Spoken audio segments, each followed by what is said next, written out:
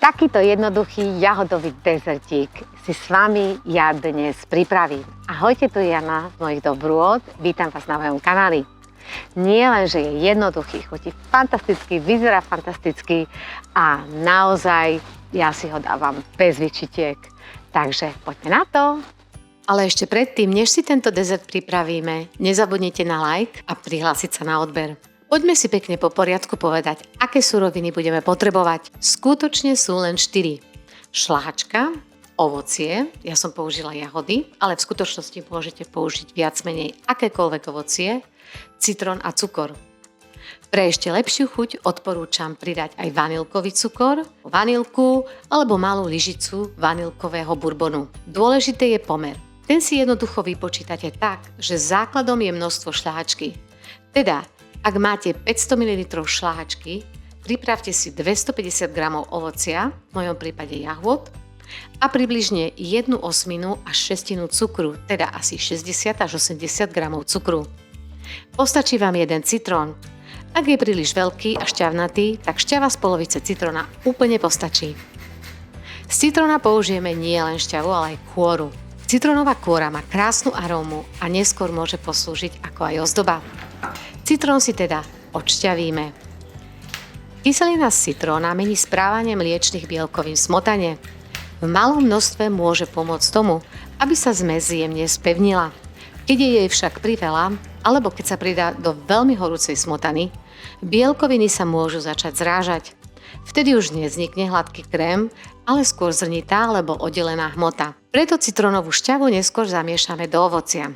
Ovocie, či už máte čerstvé jahody, mrazené jahody, maliny, marhule alebo broskyne, rozmixujeme do hladkej ovocnej hmoty, prípadne pyré. Do tejto ovocnej zmesi potom pridáme vytlačenú citrónovú šťavu. Napríklad maliny sú veľmi dobrá voľba, len bývajú kyslejšie a majú zrniečka. Dezert bude svieži a možno bude treba trochu viac cukru. Ak chcete dosiahnuť elegantný, hladký krém do pohára, odporúčam malinové pyré prepasírovať cez sitko. Marhule môžu fungovať tiež veľmi dobre. Sú jemnejšie, menej vodnaté než niektoré iné druhy ovocia a dodajú dezertu krásnu zamatovú chuť. Záleží však aj na ich zrelosti. Broskyne sú tiež vhodné, ale bývajú vodnatejšie. Pomôže ich rozmixovať a prípadne nechať chvíľu otiec prebytočnú šťavu alebo použiť viac dužiny než samotnej tekutiny. A teraz späť k receptu. Do rozmixovaných jahôd dáme vytlačenú šťavu z citróna a dobre premiešame.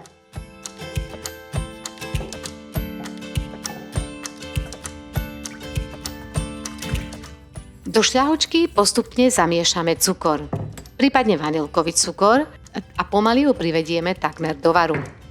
Nevaríme ju, hneď ako začne prichádzať do varu, odstavíme ju zo sporáka.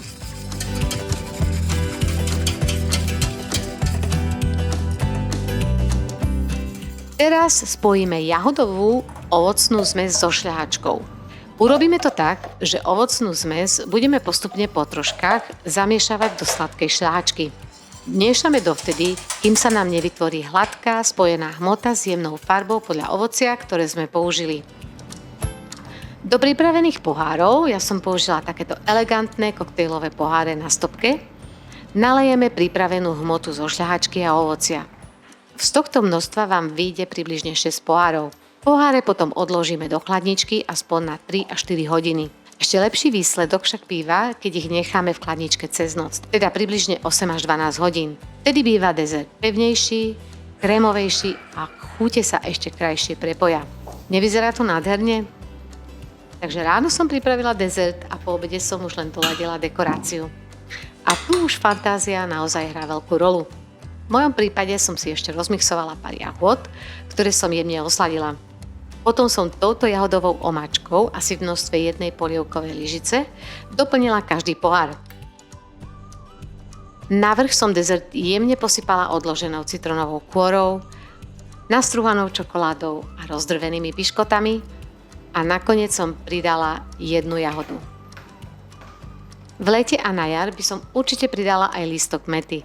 Dezert bude pôsobiť ešte sviežejšie a vyzerá potom ako malá rozkvitnutá záhrada. Je to jemný, ľahký a osviežujúci dezert, ktorý vás určite nesklame. A práve na tom je krásne, že z niekoľkých jednoduchých surovín si viete pripraviť dezert, ktorý pôsobí naozaj elegantne a výnimočne. Ak sa vám tento recept páčil, budem rada za like, komentár či odber. A ak ho vyskúšate doma, určite mi napíšte, s akým ovocím ste ho pripravili vy.